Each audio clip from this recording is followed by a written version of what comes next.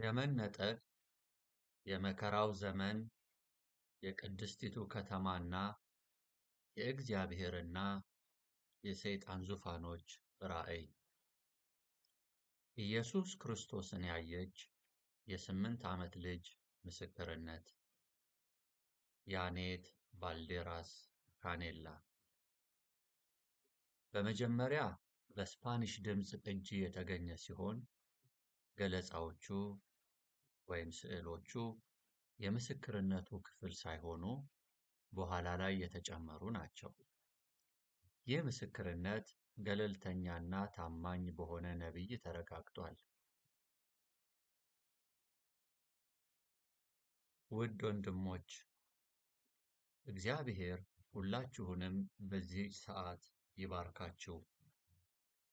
እስቲ በመጽሐፍ ቅዱስ ይህንን እናንብብ። ሁለተኛ ቆሮንቶስ ምዕራፍ 12 ከቁጥር 1 እስከ 4። የእግዚአብሔር ቅዱስ ቃላት። በስመ አብ በወልድ በመንፈስ ቅዱስ። ትምክህት የሚያስፈልግ ነው፣ አይጠቅምምም። ነገር ግን ከጌታ ወዳለው ራእይና መገለጥ እመጣለሁ። ሰውን በክርስቶስ አውቃለሁ።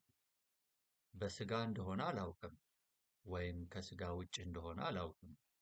እግዚአብሔር ያውቃል። እንዲህ ያለው ሰው ከ14 ዓመት በፊት እስከ 3ኛው ሰማይ ድረስ ተነጠቀ። እንዲህ ያለውን ሰው አውቃለሁ። በሥጋ እንደሆነ ወይም ያለ ሥጋ አላውቅም። እግዚአብሔር ያውቃል። ወደ ገነት ተነጠቀ። ሰውም ሊናገረው የማይገባውን የማይነገረውን ቃል ሰማ። ይህን እኔ በሴፕቴምበር 5 1999 እንደ አውሮፓውያን አቆጣጠር ከጌታ ጋር ከነበረኝ ገጠመኝ ጋር አያይዝላችኋለሁ። ቤተ ክርስቲያን ውስጥ ነበርን። እናም የእግዚአብሔር ኃይል ሕይወታችንን እየሞላት በዚያ ነበር። በወለሉ ላይ ወደቅሁ። እናም የጌታ በውስጤ መኖር ይሰማኝ ነበር። ጌታ በእኔ እየሰራ እንደሆነ ይሰማኛል። እናም ራእይ ያሳየኝ ጀመር። በአንዱ ራእይ 2 መንገዶችን አየሁ።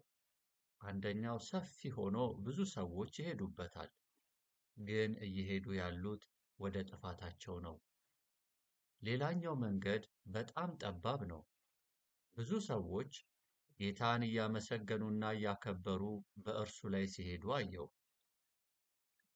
ከዛም ጌታ መልአክ ከዘንዶ ጋር ሲዋጋ ሌላ ራእይ አሳየኝ። ዘንዶ አጋንንትንና እሳትን ወደዚህች ምድር ወረወረ። ከዛ በኋላ በሌላ ራእይ ደማቅ የሚያንጸባርቅ የግድግዳ ሰዓት አየሁ። ከወርቅ የተሰራ ነበር። 12ኛው ሰዓት ላይ ያሳይ ነበር። ነገር ግን የሆነ እጅ ወደ 11 ሰዓት ሲመልሰው አየሁ። ጌታ እንዲህ አለኝ፣ ተመልከች አገልጋዬን። ሰዓቱን ወደ ኋላ የመለስኩት ሕዝቦቼ እኔ እንደምፈልገው ስላልተዘጋጁ ነው። ሰዓቱን ወደ ኋላ የምመልሰው ሕዝቦቼ እኔ እንደምፈልገው ስለማያመሰግኑኝ ነው። ለዛ ነው። በታላቁ ምሕረቴ ምክንያት በእግሬ ላይ ለሚወድቅ ሁሉ ዘላለማዊ ሕይወት እንዲያገኝ የመጨረሻ ዕድል እየሰጠሁ ነው። ከዚያም እዛው መሬት ተኝቼ ያለው ጌታ ሌላ ራእይ አሳየኝ። የሆነ ሰው ወደ እኔ ፈረስ እየጋለበ አየሁ። እጁን ዘረጋና እኔ ወደ ተኛሁበት ወደ መሬት ቀረበ። ከዛም ጌታ ወደ ክንዶቹ ውስጥ ሲወስደኝ ተሰማኝ። ነፍሴን ወደ ክንዱ ሲወስዳት ተሰማኝ። ከዛ መጋለብ ጀመርን። ወደ ላይ ጋለብንና በጣም ከፍም ዝቅም ያላለ ቦታ ስንደርስ ቆምን። እንዲህም አለኝ፣ የእኔ አገልጋይ ተመልከቺ፣ ከእኔ ጋር እንደምወስድሽ ነግሬሻለሁ። ያንን ነው እያደረግሁ ያለሁት። በአንደበቴ የተናገርሁትን እፈጽመዋለሁ፣ ያልኩትን አደርገዋለሁ። ለዚህ ነው እዚህ ያመጣሁሽ አገልጋዬ። መጀመሪያ ግን ለእናንተ ያደረግሁትን ከግምት እንድታስገቢውና መቼም እንዳትረሺው ቁስሌን አሳይሻለሁ። የእግዚአብሔር ዙፋን ያለበት ቦታ ደረስንና ጌታ ሚስማሮቹንና ጎኑ የተወጋበትን ቦታ አሳየኝ። እንዲሁም እንዴት እንደተገረፈ አሳየኝ። ለእኛ ብሎ የተቀበለውን ሰንበሩንና ቁስሉን አየው። ተመልከች የእኔ አገልጋይ። አብዛኞቻችሁ እኔ ያደረግሁላችሁን ነገር ሁሉ አታስቡትም። አብዛኞቻችሁ እኔ በመስቀል እንደሞትኩላችሁ ረስታችኋል። እናም አገልጋዬ ሕመም ይሰማኛል። ሕዝቦቼ ሲክዱኝ ያመኛል። ልክ ያን ቁስል ድጋሚ እንደሚከፍቱት ያህል። እናም በጣም ነው የሚያመው። ልክ በመስቀል ላይ በድጋሚ እንደሚሰቅሉኝ ያህል። ጌታ እንዴት እንደሚያለቅስ አየው። ምክንያቱም እኛ ስናሳፍረው ሕመም ይሰማዋል። ገነት ለሕዝቤ ያዘጋጀሁላቸውን ታላቅ ክብር ትነግሪያቸው ዘንድ ብዙ ነገር አሳይሻለሁ። አገልጋዬ የወርቁን ጎዳናና የጠራውን ውሃ አሳይሻለሁ አለኝ። ብዙም ሳንቆይ የሚያምር ጎዳና ያለበት ቦታ ደረስን። በጣም ያምራል። በምድር ላይ እንደዚህ አይነት ነገር አይቼም ሆነ ነክቼ አላውቅም። ጎዳናዎቹ አንጸባራቂ ነበሩ። እንዲህ አለኝ፣ የወርቁን ጎዳና ንኪው አገልጋዬ፣ ምክንያቱም አንቺና ሕዝቤ በዚህ ትኖራላችሁ። ምክንያቱም ሕዝቤ በዚህ ይጋልባሉ። የራሴንና የጌታን ነጸብራቅ ስንጋልብ አየሁ። ከዛ በኋላ የጠራው ውሃ ጋር ደረስን። በጣም ነበር የሚያምረው። በዚያ በውብ ሐይቅ ውስጥ ከጌታ ጋር እየጋለብን ሳለ አገልጋዬ፣ ይህ ሁሉ ለእኔ አይደለም፣ ይህ ሁሉ ለሕዝቤ ነው። ይህ የምትነኪው ሁሉ ለሕዝቤ ካለኝ ታላቅ ፍቅር ያዘጋጀሁት ነው ብሎ ነገረኝ። ከዛ ደግሞ እንዲህ አለኝ፣ አገልጋዬ ነይ ወደዚህና ሌሎች ነገሮችን አሳይሻለሁ። ከዚያም የእግዚአብሔርን ክብር ማየት የቻልኩበትና ኃይሉ የተሰማኝ ቦታ ደረስን። ትልቅና የሚያምር ቦታ ነበር። ትልቅ ጠረጴዛ ስላየሁ ጌታን ጠየቅሁት። ጌታ ሆይ፣ እነዚህ ሁሉ ጠረጴዛዎች ለምንድር ናቸው? እርሱም እንዲህ አለኝ፣ አገልጋዬ የበጉን ሰርግ አስታውሺ።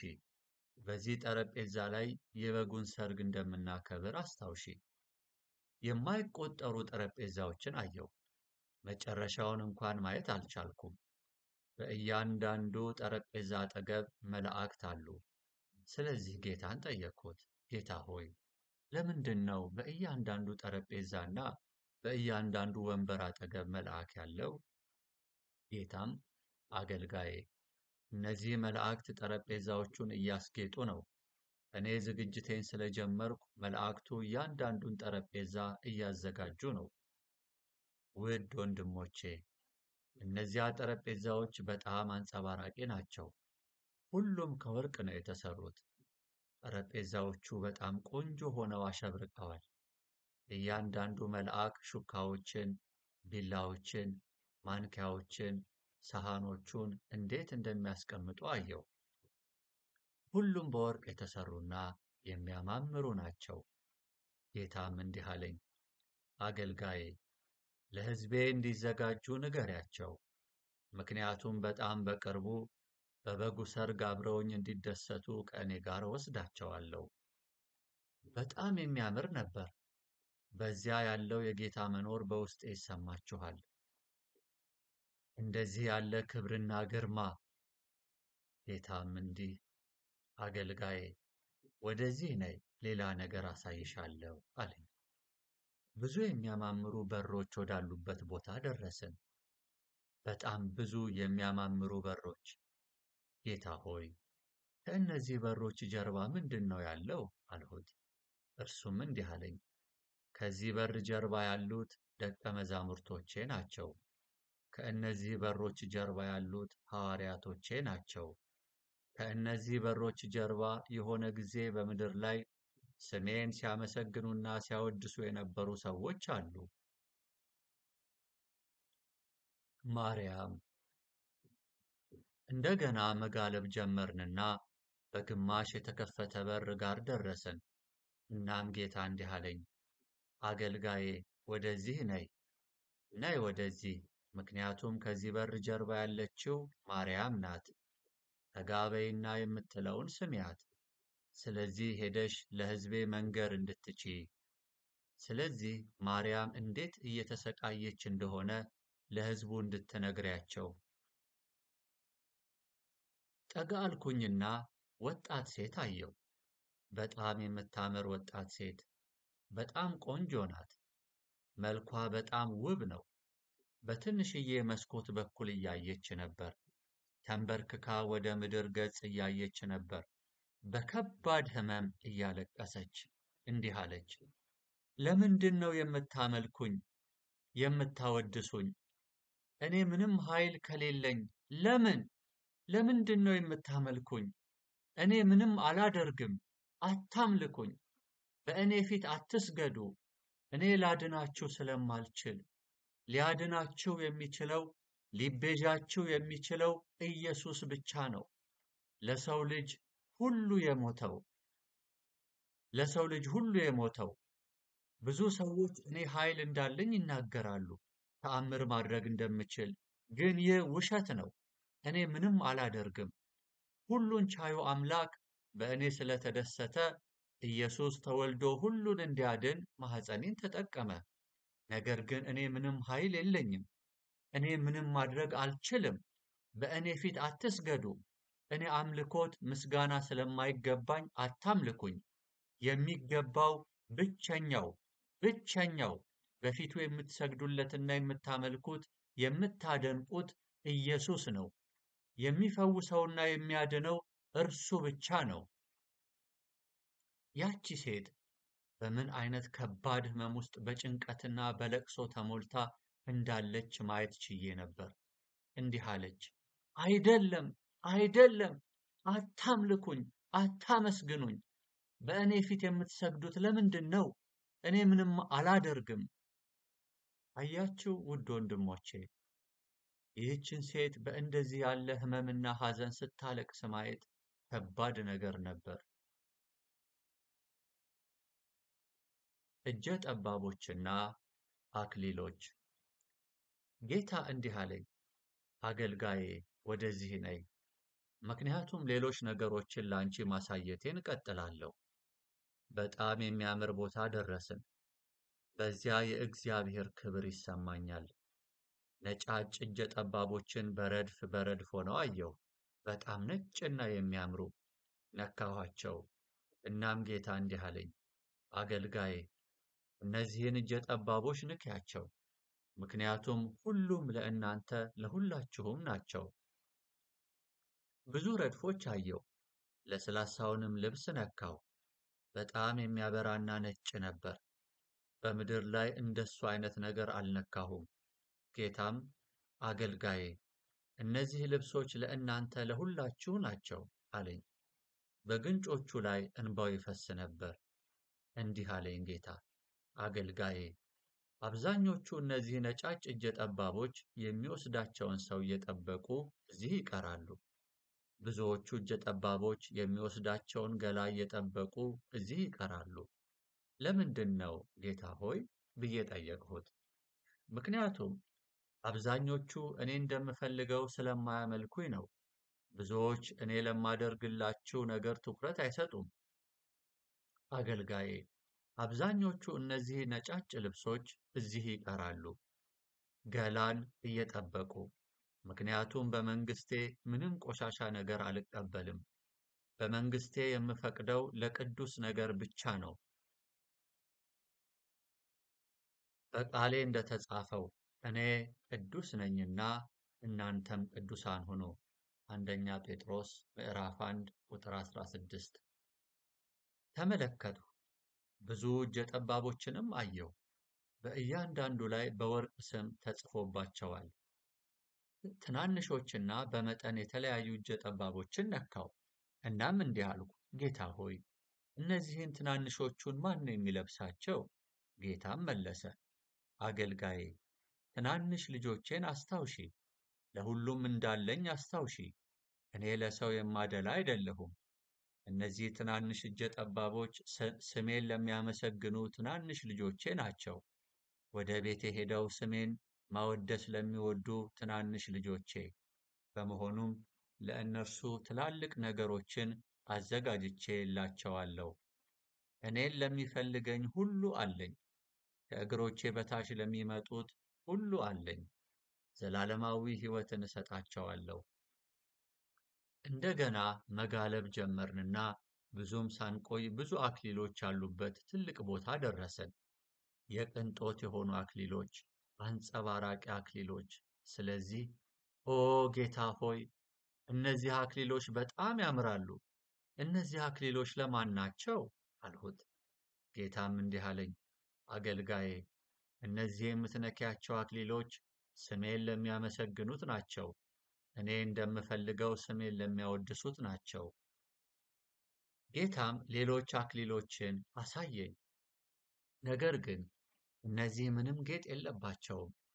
ከዛም ጌታ እንደዚህ አለኝ፣ አገልጋዬ፣ ወደዚህ አቅጣጫ ተመልከች። እናም ሌሎች አክሊሎችን ማየት ጀመርኩ። ነገር ግን እነዚህኞቹ የተሰሩት በእሾህ ነበር። ስለዚህ እንዲህ አልኩኝ፣ ጌታ ሆይ የእሾሆቹንም ሆነ ጌጥ የሌለባቸውን አክሊሎች ለእኔ እንዲሆኑ አታድርግ። ጌታም አለኝ፣ አገልጋዬ፣ በዚህ ቦታ 3 አይነት አክሊሎች አሉ። የቅንጦት የሆኑትና የሚያንጸባርቁት ስሜን የእውነት ለሚያመሰግኑኝ ናቸው። በእውነትና በፍጹም ልባቸው ስሜን ለሚያወድሱትና ለሚያመሰግኑት፣ በወይኔ እርሻ ውስጥ ለሚሰሩ፣ በቤቴ መሆንን ለሚወዱ፣ ስለ ስሜ ማራኪ ሆነው ለመገኘት ለሚሞክሩና መከራን ለሚቀበሉ።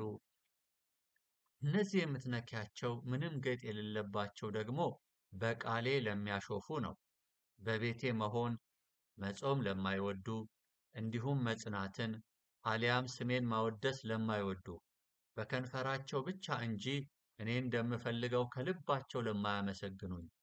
ለምን መሰለሽ አገልጋዬ?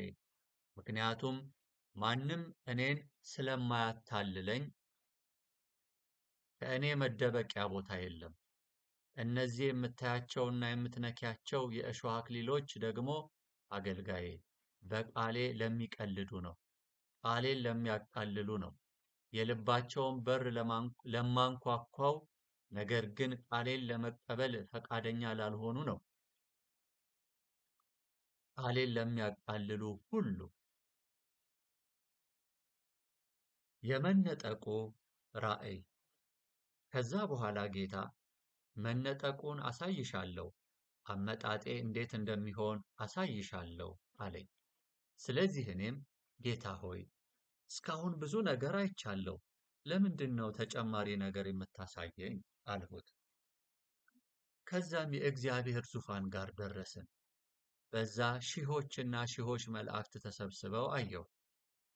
ከዛ ወደ ታች መሄድ ጀመርንና እኔና ጌታ በጣም ነጭ የሆነ ደመና ውስጥ ቆምን። ጌታ ለመላእክቱ ቤተ ክርስቲያንን እንዲቀበሏት ትእዛዝ ሰጠ። እናም ጌታ እንዲህ አለኝ፣ በጥንቃቄ ተመልከቺ አገልጋዬ፣ ምክንያቱም ስመጣ እንደዚህ ነው የሚሆነው። አመጣጤ እንደዚህ ነው የሚሆነው። ከአራቱም የምድር ማዕዘናት ሰዎች የጌታን ስም እያመሰገኑ ሲነሱ አየሁ። ሁሉም ሰዎች በእግዚአብሔር ኃይል ተሸፍነው ነበር። ነጫጭ እጀ ጠባቦችን ለብሰው ወደ ላይ ከፍ ከፍ ይሉ ነበር። በጣም ደስ የሚል መዝሙር ይዘምሩ ነበር። ኦ ጌታ ሆይ አንተ ቅዱስ ቅዱስ ቅዱስ ነህ። አባት ሆይ እናመሰግንሃለን። አስነስተኸናልና ጌታ ሆይ እናመሰግንሃለን። አንስተኸናልና። ብዙ አይነት ሰዎች አየሁ። ረዥም፣ አጭር፣ ጥቁር፣ ነጭ፣ ሁሉም ሰዎችና መላእክት እኔና ጌታ ወደ ነበርንበት ደመና ወደ ላይ ወጡ። ሁሉም መላእክትና ሰዎች ለጌታ በምስጋና ተሞልተው ነበር። እናም ሁላችንም እንዲህ አልን፣ ኦ ጌታ ሆይ፣ አንተ ቅዱስ፣ ቅዱስ፣ ቅዱስ ነህ። እጅግ አስደናቂ ነገር ነበር። የማውቃቸው የመሰለኝ ብዙ ሰዎችን አየሁ። ሁሉም በእግዚአብሔር ክብር ተሞልተው ነበር። የመከራው ዘመን ራእይ። ከዚህ በኋላ የእግዚአብሔር ዙፋን ጋር ደረስንና ጌታ እንዲህ አለኝ፣ አገልጋዬ ነይ ወደዚህ። ከዙፋኑ ክፍል ወጣንና በጣም ትንሽ መስኮት ወዳለበት ቦታ ደረስን። ጌታም አገልጋዬ አሁን ወደ ታች ተመልከች አለኝ። በጣም ዘግናኝ ጥፋት አየሁ፣ አስከፊ ጥፋት። ምድር ሁላ ጠፍታለች፣ እናም በመከራ ተሞልታለች። ጌታም እንዲህ አለኝ፣ ተመልከች አገልጋዬ፣ ሕዝቤን ከምድር ካወጣሁ በኋላ እንዲህ ነው የሚሆነው። ይህ ከምጽአቴ በኋላ ነው። ይህ የሚሆነው ቤተ ክርስቲያኔ እዚህ ከእኔ ጋር ሳለች ነው። አስከፊ መከራን አየሁ። የሆነ ሰዓት ላይ ሰዎች ሲደሰቱ አየሁ። ነገር ግን ከዛ አባት ወንድ ልጁን ሲፈልግ፣ እናት ሴት ልጇን ስትፈልግ አየሁ። ነገር ግን ሊያገኟቸው አልቻሉም። ምክንያቱም ሁሉን ቻዩ አምላክ ወስዷቸዋል። ዘመድ ዘመዱን ይፈልግ ነበር፣ ነገር ግን ሊያገኟቸው አልቻሉም። ሰዎች ጎረቤቶቻቸውን እየፈለጉ ነበር፣ ነገር ግን ሊያገኟቸው አልቻሉም። ምክንያቱም ጌታ ከእርሱ ጋር ወደ ላይ ወስዷቸዋልና። በምድር ሁሉም ላይ አስከፊ ነገር እየሆነ ነበር።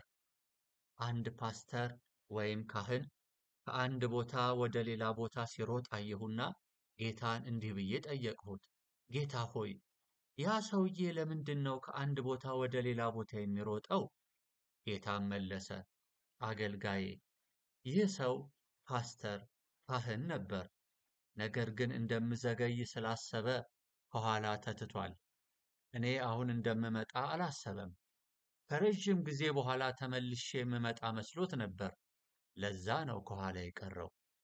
ፓስተሩ ካህኑ እንዲህ እያለ በየቦታው ይሮጥ ነበር።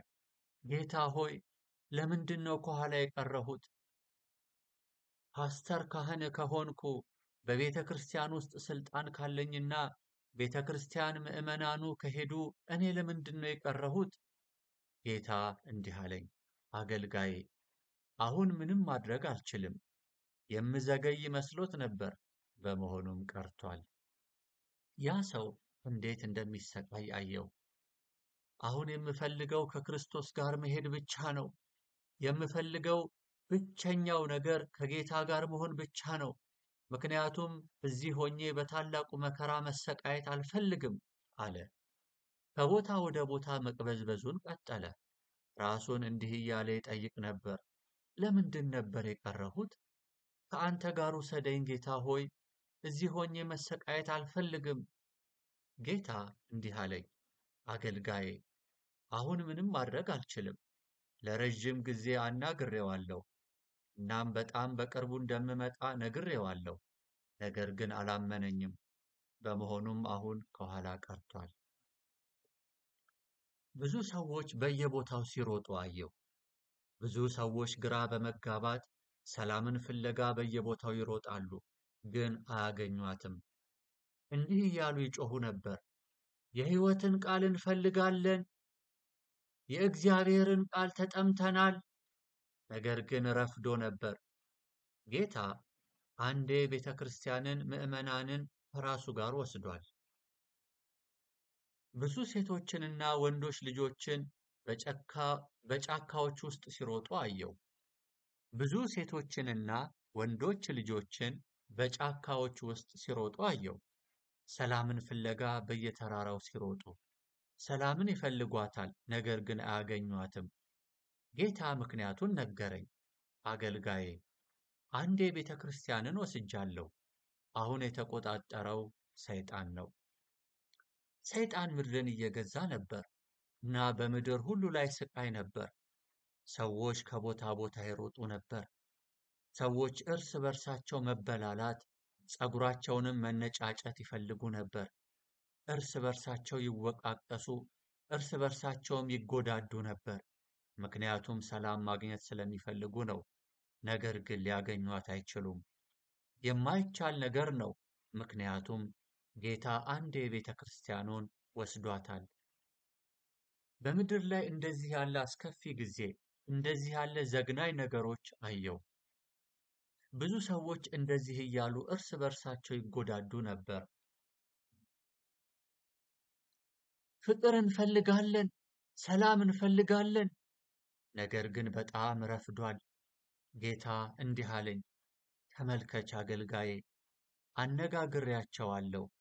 የሰዎችን ልብ እያንኳኳው ጊዜ አሳልፌአለሁ። ነገር ግን እነርሱ እኔን ሊፈልጉኝ አልወደዱም። ያው አሁን ኋላ ቀርተዋል። እኔ ምንም ላደርግላቸው አልችልም። ለምን? ምክንያቱም አንዴ ቤተ ክርስቲያኔን ከራሴ ጋር ወስጃለሁ። ሁሉም የእኔ ልጆች ከእኔ ጋር በበጉ ሰርግ ሲደሰቱ፣ እዚህ ያሉ ሰዎች ሁሉ ታላቅ መከራን ይቀበላሉ። እናም በዛ ለቅሶና ጥርስ ማፋጨት ይሆናል። ቃሌን ለመፈጸም አይፈልጉም። ይልቁንም ቀልድንና ቃሌን ማቃለል መርጠዋል። የሕይወት መጽሐፍ። ከዛ በኋላ ጌታ የሚያምር ትልቅ መጽሐፍ አሳየኝ። በጣም የሚያንጸባርቅና ከወርቅ የተሰራ ነበር። ጌታ ሆይ፣ ያ ትልቁ መጽሐፍ ለምንድን ነው ብዬ ጠየቅሁት። እርሱም እንዲህ አለኝ፣ አገልጋዬ፣ በዚህ መጽሐፍ ላይ እኔን የሚያመሰግኑኝ ስም እና ንስሐ የገቡትና መንገዴን የሚፈልጉት ስም አለ። ይህ የሕይወት መጽሐፍ ነውና በዚህ መጽሐፍ ውስጥ ስሜን ለማመስገንና በአምልኮ ከፍ ከፍ እያደረጉ ለማወደስ የሚሰበሰቡ ሁሉ ተጽፈዋል። መጽሐፉ ትልቅ ነበር፣ እናም በወርቅ የተጻፉ ፊደላት አሉበት። እንዲህ አለኝ፣ ተመልከች አገልጋዬ፣ ብዙዎቹ ስሞች በምሕረቴ ምክንያት ያላጠፋዋቸው ናቸው። ምክንያቱም ብዙዎች ጀርባቸውን ሰጥተውኛል። ነገር ግን ምሕረቴ እጅግ ታላቅ ናትና እስካሁን አልሰረዝኳቸውም። ማንም እንዳይጠፋና የዘላለም ሕይወት እንዲኖር ስለምፈልግ ነው። ትንቢተ ሕዝቅኤል ምዕራፍ 18 ቁጥር 31 እና 32። የሟቹን ሞት አልፈቅድምና ይላል ጌታ እግዚአብሔር። ስለዚህ ተመለሱና በሕይወት ኑሩ። መጽሐፉን መንካት ጀመርኩ። እናም ብዙ ስሞች በውስጡ ተጽፈው አየሁ። ሲኦል። ከዛ በኋላ ጌታ እንደዚህ አለኝ፣ አገልጋዬ፣ ሲኦልን አሳይሻለሁ። ስለዚህ እንዲህ አልኩት፣ ጌታ ሆይ፣ አይሆንም፣ ልቋቋመው አልችልም።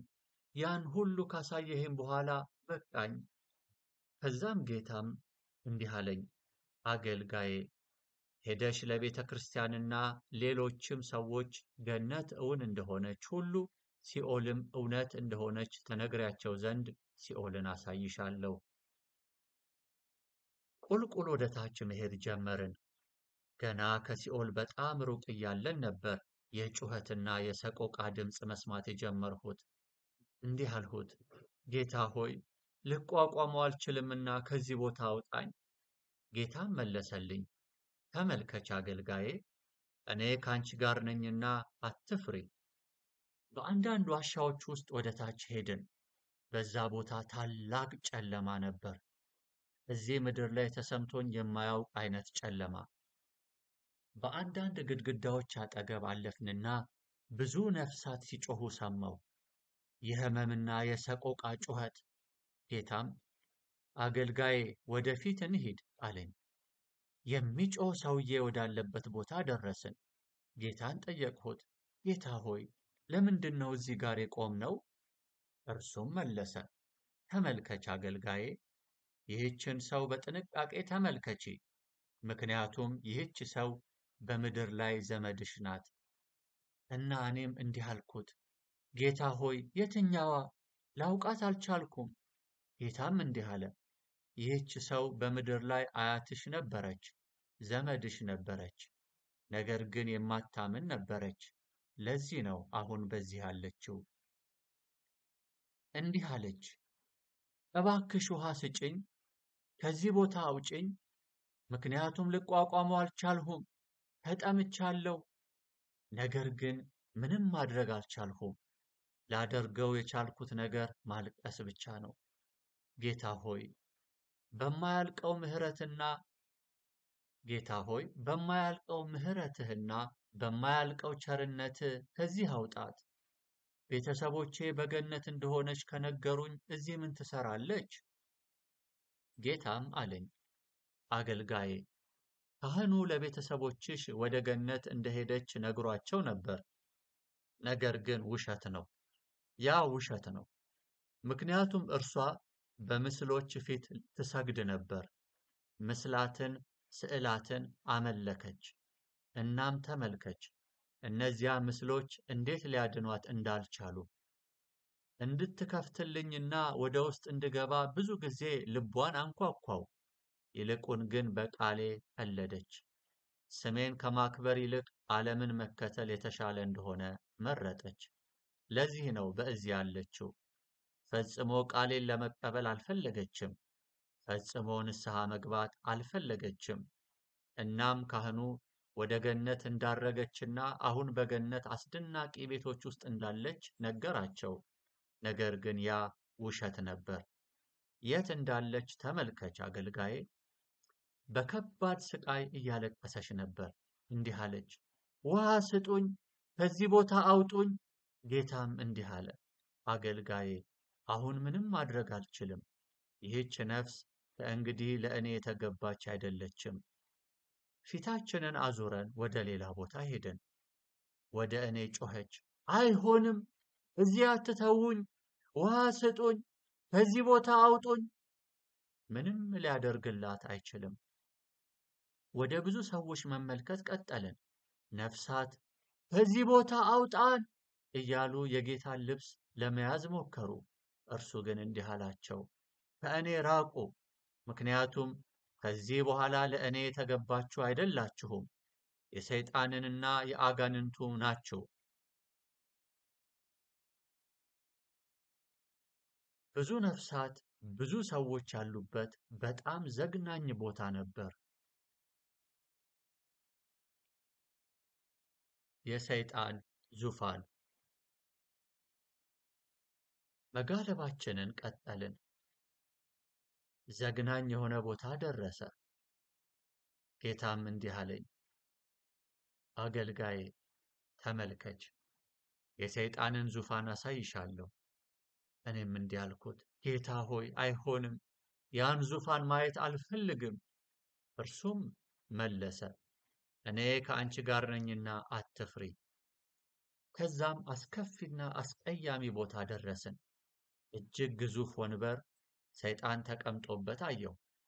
ትላልቅ ጥፍሮች ነበሩት። ከት ብሎ ይስቃል። ሳቁን ሊያቋርጥ አልቻለም። እንዲሁም በየቦታው አጋንንትንም አየሁ።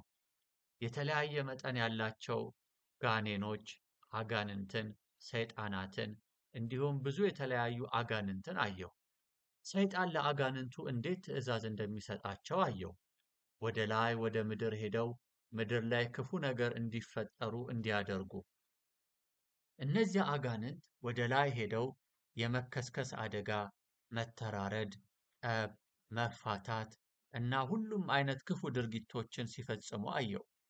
ከዛም ተመልሰው ወደ ታች ይመጡና ሁሉንም ያደረጉትን ነገር ለእሱ ይናገራሉ። ከዛ ሰይጣን ከት ብሎ ይስቃል። ሰይጣን ለአጋንንቱ ሽልማትን ሰጣቸው። ሰይጣኖቹም ያከብሩት፣ ያመሰግኑትና ይዘፍኑለት ጀመር። ሰይጣን ክርስቲያኖችን ለማጥፋት ምን ያህል ብዙ እቅዶች እንዳሉትና የእግዚአብሔርን አገልጋዮች ለማጥፋት ትልቅ እቅድ እንዳለው አየው። በዘመናዊነት የተሞሉ ትላልቅ ቤተ ክርስቲያኖችንና ምዕመናንን አየው። ጌታም እንዲህ አለኝ፣ ተመልከች አገልጋዬ፣ እነዚህ ቤተ ክርስቲያኖች ሰይጣን ተቆራኝቷቸዋል። ስለዚህም ከእኔ ጋር መሄድ አይችሉም። ጌታ አጋንንት ምን ያህል ብዛት ያላቸውን ግድያዎች እንደሚያነሳሱ አሳየኝ። እናም እነዚያ ሁሉ ነፍሳት ወደ ዘላለማዊ ፍርድ ይወድቃሉ። አስቀያሚ ቦታ እቶንን አየሁ። እናም ጌታ ተመልከች አገልጋዬ፣ ይህ ቦታ የእሳቱ ባህር፣ ይህ ነው ሲኦል። አጋንንቱ መተራረድን ባነሳሱ ቁጥር ሁሉም ነፍሳት ወደዚህ ቦታ ይወድቃሉ። እሳቱ ይውጣቸውና ይቀልጣሉ። ነፍሳቶቹ በሕመምና በፍርሃት ይጮኻሉ። እናም አጋንንቱ ወደ ሰይጣን ዙፋን መጥተው ያደረጉትን ይነግሩታል። ሰይጣን ከት ብሎ ይስቅና ለአጋንንቱ ሽልማትን ይሰጣቸዋል። አጋንንቱም ይዘሉለታል፣ ይዘፍኑለታል። እርሱን ለማስደሰት ሁሉንም አይነት ነገር ያደርጉለታል። ሰይጣንም ወደ ሲኦል በሚገቡት ነፍሳት ሁሉ በደስታና በኩራት ይስቃል። በየሰከንዱ መውደቃቸውን ቀጠሉ። ሰይጣንም በጣም ከመኩራቱ የተነሳ ሳቁን ሊያቆም አልቻለም። በዚያ ቦታ ብዙ አጋንንትና ብዙ ጋኔሎች እንዳሉ ተረዳው። እንዲህ አልኩኝ፣ ጌታ ሆይ እባክህ ከዚህ ቦታ አውጣኝ። ከዚህ በኋላ ልቋቋመው አልችልም። አጋንንቱ እዛ ያሉትን ነፍሳት ይወጓቸውና ያሰቃዩአቸው ነበር። ነፍሳቱም ይጮኻሉ፣ ብቻችንን ተውን፣ በሰላም ተውን፣ ሌላ ስቃይ አንፈልግም፣ ሰላም ነው የምንፈልገው። እናም ከዛ አጋንንቱ ይስቃሉ። ቅድስቲቱ ከተማ። ከዛ ቦታ ወጣንና ጌታ እንዲህ አለ፣ ተመልከች አገልጋዬ፣ ያዘጋጀሁላቸውን አስደናቂ ስጦታ ትነግሪያቸው ዘንድ ቅድስቲቱን ከተማ አሳይሻለሁ። ወደ ላይ ወጣንና የሚያማምሩ ዛፎችና ረዣዥም ዝግባዎች ያሉበት የሚያምር ቦታ ደረስን። ሁሉም ነገር በጣም የሚያምር ነበር። የሚገርም የሰላም ስሜት ይሰማኛል። በከተማዋ በር ውስጥ የሚያምር ቀስተ ደመና ነበር። በመንገዱ ሁለቱም አቅጣጫ ብዙ መላእክት ነበሩ። በበሩ ውስጥ አለፍን። እናም ጌታ እንዲህ አለኝ፣ አገልጋዬ፣ ቅድስቲቱ ከተማ ይህች ናት። በሚያማምሩ ጽጌረዳዎች የተሞላ የአትክልት ስፍራ እስክንደርስ ድረስ ሄድን። በምድር ላይ ፈጽሞ እንደዚህ አይቼ አላውቅም። የጌታን እጅ ለቅቄ ወደ አትክልት ስፍራው ሮጥሁ።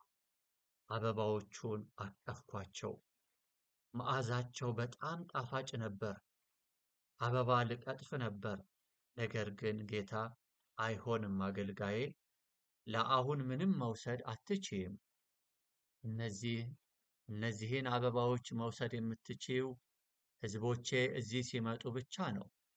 ቤተ ክርስቲያኔ ወደዚህ ቦታ ስትመጣ ያኔ እነዚህን አበባዎች ለመውሰድ ትችያለሽ አለኝ። እኔም እንዲህ አልሁት፣ ጌታ ሆይ፣ አንድ አበባ ብቻ ነው መውሰድ የምፈልገው። ከዛ ለሁሉም አብያተ ክርስቲያናት አሳያቸዋለሁ። ነገር ግን ጌታ እንዲህ አለኝ፣ አይሆንም አገልጋዬ፣ ምክንያቱም ሕዝቦቼ ገና በዚህ አይደሉም። በጣም ብዙ አይነት የሚያማምሩ አበባዎችን አየሁ። ከዛ በሚያምር አረንጓዴ ሳር መሃል አለፍን። ጌታም በሳሩ ላይ ተቀመጠና ደስ በሚል ፈገግታ እንዲህ አለኝ፣ አገልጋዬ፣ ይህ የምትነኪውና የምታዩ ሁሉ ለሕዝቤ ያዘጋጀሁት ነው። ከዛም ጋለብንና በፍራፍሬ ወደ ተሞላ ረዥም ዛፍ ደረስን። ጌታ ሆይ፣ ይህ ዛፍ ምን ማለት ነው? እናም እነዚህ ሁሉ ፍራፍሬዎች? አሁንም አንድ ፍሬ ልቀጥፍ ነበር፣ ነገር ግን ጌታ እንዲህ አለኝ፣ አይሆንም አገልጋዬ፣ አሁን እነዚህን ፍሬዎች መውሰድ አትችይም፣ ምክንያቱም ይህ ዛፍ የሕይወት ዛፍ ነው። እናም ሕዝቤ ወደዚህ ወደ ላይ ሲመጡ ከዚህ ዛፍ ይበላሉ። ለጊዜው ሕዝቤ ወደዚህ ወደ ላይ እስኪመጡ ድረስ ምንም መውሰድ አትችይም። ዛፉ እጅግ የሚያማምሩ ፍሬዎች አሉት። ከዛም መጋለባችንን ቀጠልን። ብዙ የሚያማምሩ ቢራቢሮዎችንና እንስሳትን አየሁ። ጌታም አገልጋዬ፣ ይህ እዚህ ያለው ነገር ሁሉ ለሕዝቤ ነው። ለሕዝቤ በጣም በቅርቡ በዚህ በቅድስቲቱ ከተማ እየጋለቡ እዚህ ቦታ እንደሚሆኑ ንገሪያቸው። ቀጠልንና ብዙ ዛፎችና ዝግባዎች ያሉበት ሌላ የሚያምር ቦታ ደረስን። ጌታ ሆይ፣ ጌታ እንዲህ አለኝ፣ አገልጋዬ፣ ይህ ሁሉ ለሕዝቤ ነው። አገልጋዬ፣ ወደዚህ ነይ፣ ድንቆችን አሳይሻለሁ። በመላእክት የተሞላ የሚያምር ቦታ ደረስን። አንዱ መልአክ ግዙፍ ነበር፣ እናም በአፉ ትልቅ መለከት አለ። እንዲህ አልኩኝ፣ ጌታ ሆይ፣ ያ መልአክ ምን ማለት ነው? ጌታም መለሰ፣ ተመልከች አገልጋዬ፣ ይህ መልአክ ትእዛዝ እየጠበቀ ነው። መለከቱን ለመንፋት እኔ የምሰጠውን ትእዛዝ እየጠበቀ ነው። እናም ይህ መልአክ መለከቱን መጫወት ሲጀምር ሕዝቤ ወደ ላይ ይወሰዳሉ፣ ይነሳሉ፣ እናም ይለወጣሉ። ነገር ግን ይህን እርግጠኛ ሁኚ አገልጋዬ፣ መለከቱ የሚሰማው ለሚጠባበቁት ለሚመለከቱ ብቻ ነው። ስለዚህ ሄደሽ ለሕዝቤ እንዲመለከቱ ንገሪያቸው። ለሕዝቤ እንዳትተኙ ብለሽ ንገሪያቸው፣ ምክንያቱም ከተኛችሁ መለከቱን አትሰሙም። ለሕዝቤ እንዲመለከቱ ንገሪያቸው፣ የተኙትን ወደ ላይ ላነሳቸው አልችልም። መልአኩ በጣም ትልቅና የሚያምር ነበር። ከኋላው ትናንሽ መለከት የያዙ ብዙ መላእክት ነበሩ። እነዚያ መለከቶች ከወርቅ የተሰሩና በጣም አንጸባራቂ ነበሩ። ጌታም አለኝ፣ አገልጋዬ፣ ለሕዝቤ መለከቱ እንዲሰማ ትእዛዝ ልሰጥ ስለሆነ እንዲዘጋጁ ንገሪያቸው። እንደገና መጋለብ ጀመርን። እናም ጌታ እንዲህ አለ፣ ተመልከች አገልጋዬ፣ የአባቴን ዙፋን አሳይሻለሁ። እስካሁን አላሳየሁሽም፣ አሁን ግን አሳይሻለሁ። ሄደሽ ለሕዝቤ አባቴ እውነት እውን እንደሆነ እኔም እውነት እውን እንደሆንኩኝ ትነግሪያቸው ዘንድ። ሁላችንም መሄድ ጀመርን፣ ጌታ፣ መላእክቱና እኔ። ገና ከአብ ዙፋን ሩቅ እያለን ከዛ በኋላ ልቋቋመው አልቻልሁም።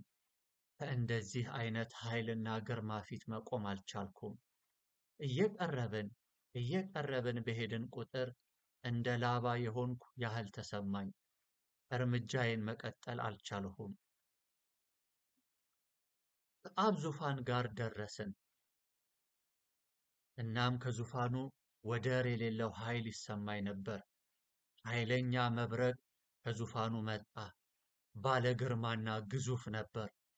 ዙፋኑን የከበበ እንዲህ ያለ ኃይል የሚያበራና ከወርቅ የተሰራ ነበር። የሆነ ሰው ዙፋኑ ላይ ተቀምጦ ነበር፣ ነገር ግን ፊቱን ላየው አልቻልሁም። ከዙፋኑ የሚወጣውን ኃይል ልቋቋመው አልቻልኩም። አብ ከወገቡ በታች ብቻ ነበር የሚታየኝ፣ ነገር ግን ከወገቡ በላይ ላየው አልቻልኩም። ምክንያቱም ከዛ በኋላ በወለሉ ላይ ወደቅሁ። የወደቅሁበት ምክንያት እንደዚህ ያለውን ኃይልና ግርማ መቋቋም ስላልቻልኩ ነው። ከዛ በኋላ 24 ሽማግሌዎች የጌታን ስም ሲያወድሱና ሲያመሰግኑ አየሁ። እንዲሁም ግዙፍ ሊቃነ መላእክት የጌታን ስም ሲያመሰግኑ አየሁ። 24ቱ ሽማግሌዎች እንዲህ እያሉ ተንበረከኩ፣ አቤቱ አንተ ቅዱስ ቅዱስ ቅዱስ ነህ። መላእክቱም ጌታን ሲያወድሱና ሲያመሰግኑ ፈጽሞ አይደክሙም። እንዲሁም ሽማግሌዎቹ የጌታን ስም ማወደሳቸውን አላቆሙም። ወደር የሌለው እሳት ከዙፋኑ ወጣ። በዙፋኑ ብዙ የሚያምሩ ነገሮች ነበሩ። ከዛም ያን ቦታ ለቀን ወጣንና ግዙፍ መልአክ ወዳለበት ቦታ ወጣን። ከዚያም ያን ቦታ ለቀን ወጣንና ግዙፍ መልአክ ወዳለበት ቦታ መጣን። እንዲህ አልሁኝ፣ ጌታ ሆይ ያ መልአክ ማን ነው? ጌታም መለሰ፣ ተመልከች አገልጋዬ፣ ይህ መልአኩ ገብርኤል ነው። ይህንን ደግሞ ሌላኛውን መልአክ ተመልከቺ፣ ይህ ደግሞ ሚካኤል ነው። በጣም ትልቅና የተዋቡ ነበሩ። ጌታም እንዲህ አለ፣ አገልጋዬ ለሕዝቤ መልአኩ ገብርኤልና መልአኩ ሚካኤል የእውነት እንዳሉ ንገሪ። በኋላ ላይ ጌታ እንዲህ አለኝ፣ አገልጋዬ ነይ ወደዚህ፣ አለንጋውን አሳይሻለሁ። ጌታ 3 ጫፎች ያሉት አለንጋ ሲያወጣ ወዳየሁበት ሌላ ቦታ ደረስን። በጣም ትልቅ ወንበር መታበትና እንዲህ አለኝ፣ አገልጋዬ ይሄ ለማይታዘዙት ነው። ይህ ለቃሌ መታዘዝ ለማይፈልጉት ነው። ቃሌን ስለማይታዘዙ በዚህ እገርፋቸዋለሁ። ምክንያቱም የምወዳቸውን እገርፋቸዋለሁ። ጌታ ወንበሩን በዚያ ጅራፍ እንዴት እንደመታ አየሁ እና እንዲህ አልኩኝ፣ እባክህ አባዬ በዛ አለንጋ እንዳትመታኝ። እርሱም መለሰልኝ፣ እንግዲህ አገልጋዬ ቃሌን ጠብቂ፣ ምክንያቱም የማይታዘዙትን እቀጣቸዋለሁ። ራእይ ምዕራፍ 3 ቁጥር 19። እኔ የምወዳቸውን ሁሉ እገሥጻቸዋለሁ፣ እቀጣቸውም አለው። እንግዲህ ቅና፣ ንስሐም ግባ። ከዚያም ጌታ ውብ ወደ ሆነ ቦታ ወሰደኝ። አስደናቂ ቦታ። በዛ ብዙ የወርቅ አክሊሎችን አየሁ።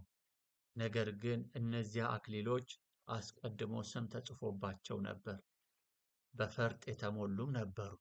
ጌታም አለኝ፣ ተመልከች አገልጋዬ፣ ይህ አክሊል ለአገልጋዬ የአቪላ ነው። ይህ ሌላኛው ደግሞ ለአገልጋዬ አርቱሮ ጋርሺያ ነው። አክሊሎቹ ውድ ነበሩ። በአንዱ አክሊል ላይ እንዲህ የሚል ተጽፎ ነበር፣ አይዳ ቫዲሎ፣ ሌላኛው ሚጉኤል ዱራን የሚል አለበት፣ ሌላኛው አርማንዶ ዱራን የሚል አለበት። ጌታ ሆይ አሁን የእነዚህን ሁሉ አገልጋዮች አክሊል ማየትና መንካት እችላለሁ። እንዲሁም የፓብሎ ፒንታዶ እና ናሁም ዛሙዲዮ አክሊሎች አየሁ። ጌታም እንዲህ አለኝ፣ አገልጋዬ እዚህ እንድታይ ፈቅጄልሻለሁ። ይህ በወይን እርሻዬ እየሰሩ ያሉትን አገልጋዮቼን አክሊል ላሳይሽ ነው። እዚህ ነው ያደረግኳቸው፣ ቃሌን እየሰበኩ ያሉትን አገልጋዮቼን ታይ ዘንድ ለእነርሱ ትልቅ ሽልማት አዘጋጅቼላቸዋለሁ። ሺሆችና ሺሆች አክሊሎችን አየሁ፣ ሁሉም ላይ ስም ተጽፎባቸዋል። ሌላ አክሊል ነካው፣ ነገር ግን የዚህ አክሊል ከላዩ ላይ ያሉትን ዕንቁዎች ሁሉ ማጣት ሲጀምር አየሁ። ጌታ ሆይ ይህንን አክሊል ለእኔ አታድርገው። ጌታም አለ፣ ተመልከች አገልጋዬ፣ በወይን እርሻዬ መስራት መቀጠል ለማይፈልጉ እንደዚህ ነው የሚሆንባቸው። እኔን ማመስገን ትተው ጀርባቸውን ሊሰጡኝ ለወደዱ አክሊላቸው እንዲህ ነው የሚሆነው። ከእንግዲህ በወይን እርሻዬ መስራት ለማይፈልጉ አክሊላቸው እንዲህ ነው የሚሆነው። ራእይ 3 ቁጥር 11። ከዚያም ጌታ ወደ ሌላ የሚያምር ቦታ ወሰደኝ። እናም ብዙ የተኙ ሰዎችን አየሁ። በጣም ነጭ እጀ ጠባቦችን ለብሰዋል። እንዲህ አልኩ፣ ጌታ ሆይ እነዚህ ሁሉ ሰዎች እነማን ናቸው? ጌታም መለሰ፣ ተመልከች አገልጋዬ፣ እዚህ ያሉት እነዚህ ሁሉ ሰዎች በምድር የሞቱ ናቸው። እናም አሁን በገነት እረፍት ላይ ናቸው። እናም መለከቱ እንዲነፉ ትእዛዝ ስሰጥ የሞቱት መጀመሪያ ይነሳሉ እና ከዛም በምድር ላይ ያሉት። በጣም ብዙ ሰዎች ነበሩ እና ልብሳቸው በጣም ነጭ ነበር። አንደኛ ተሰሎንቄ ምዕራፍ 4 ከቁጥር 16 እስከ 17።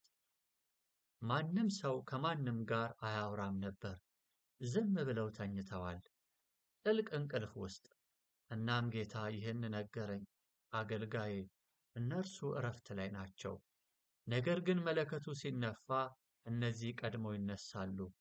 እናም ከዛ በምድር የሚቀሩት ከእኔ ጋር ለመሆን ከእነርሱ ጋር በአንድነት ወደ ላይ ይነሳሉ። እናም ከዛ የበጉን ሰርግ ማክበር እንችላለን። ተፈጸመ። በያኔት ባልዴራስ ካኔላ ጃኔት ባልዴራስ ካኔላ። ከእንግሊዘኛ ወደ አማርኛ ትርጉም ሙሉነህ አዲሱ